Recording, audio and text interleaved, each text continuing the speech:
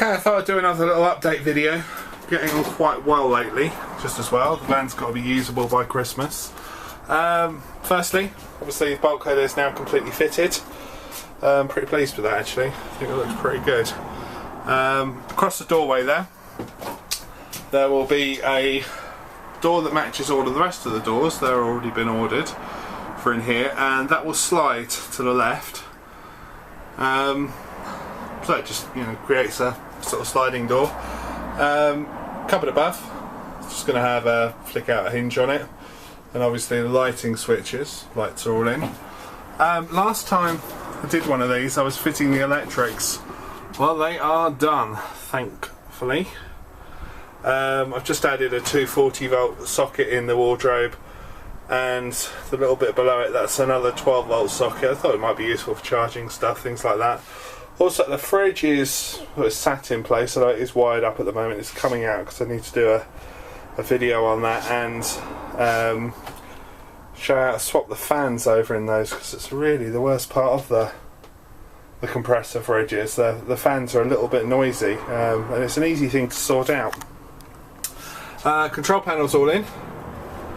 Hello, nothing will really light up at the moment because none of the fuses are in.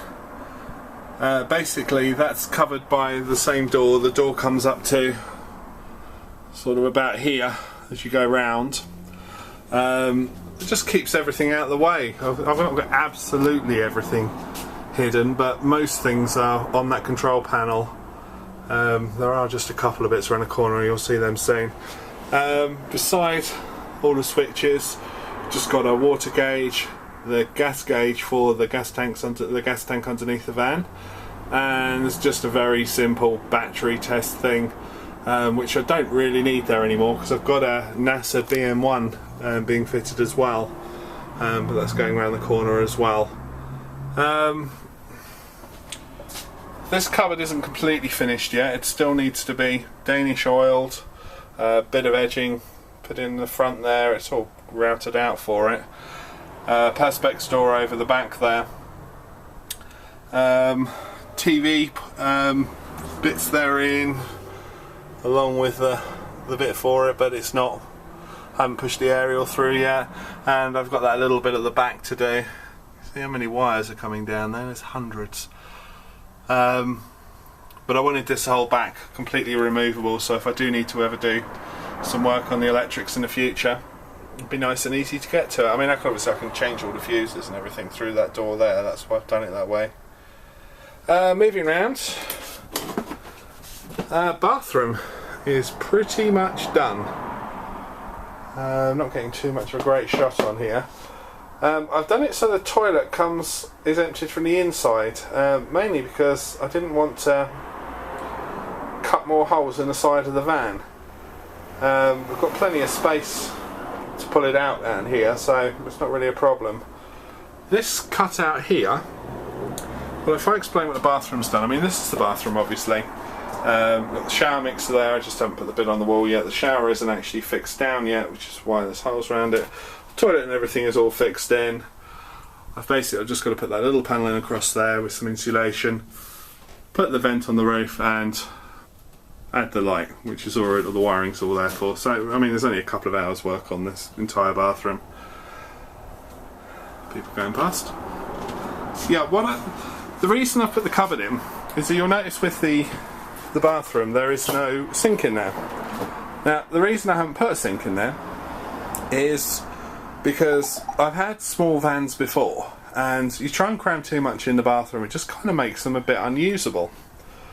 Really cramped. I mean, I'm not small, I'm like 6 foot tall and 18 stone. It's just too much of a squeeze. So what I thought I'd do is use this area as like a multi-use area. So coming back over here, this is difficult in here at the moment. There's obviously going to be a door along the front there. Now when this door opens, it locks the other side of the van and turns this whole end of the van into a dressing room bathroom, and utilises the kitchen sink as somewhere where you can brush your teeth and, you know, wash your hands, that sort of thing as well.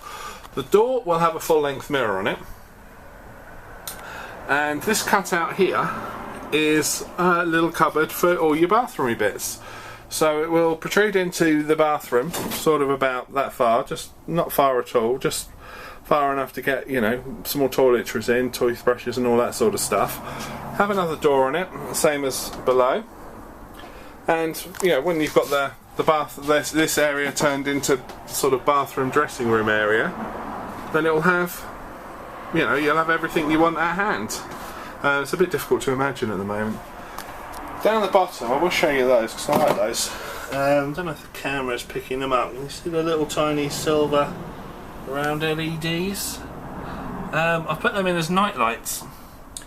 I thought, you know, rather than having a load of light, you know, flooding the van with light at night if someone wants to get up to use the toilet, or if maybe the dog just, you know, wants the light on left on while we were out for a little while. I just thought it's nice low level lights, it'll be nice. Coming round to the other side of the wardrobe is in the oak finish. That's all done. Telly will be up here hopefully quite soon. We'll see. Coming round, we've got the backboard fitted. It's drying at the moment, that's why this panel's across, just to hold it dead in place. And the middle part of the wall, that's all being now covered and vinyled. It's nice stuff actually, that vinyl. And of course the window blinds are fitted as well. Got those on both sides. The electrics are through for the 240 volt, which is for the on the left there. That's for the Truma Combi 4E. That's going to be sitting there. And the other wires beside them, they're the 12 volt wires. Also for the Truma Combi 4E, also for the Whale water pump that's going in. And there's a third one that I can't remember what it's for right this minute, but I know we need it. I've left that ridge there sort of unfinished at the moment. Now that's on purpose. In theory, my cushions, because we've got a U-shaped lounge going round, in theory the cushions should come up pretty much about 1 centimetre under that ridge. Now if that's the case, I'm going to put a shelf across there that will be about 10 centimetres deep, so it gives somewhere to put cups, you know, mobile phone, that sort of thing. If I'm just not going to know the exact size until this whole area is built for the foam, and the foam for the middle is going to be what governs the height of the back. If it doesn't work out, and you know the foam comes up slightly higher than this, then I will just put a shelf on that covers up what's already there. The shelf on there is going to match the table, which is obviously going to be in the middle here. Just should, you know, look quite nice. Next jobs, obviously I've got to get the other panel fitted on this side. I've got that all cut, so that shouldn't be too much of a problem. That's all ready to go on. And then get the back doors done, get those lined and insulated, and then the columns in the back corners, they've got lighting switches and charge points on, that sort of thing. That's what the wiring is sticking out there, you can see.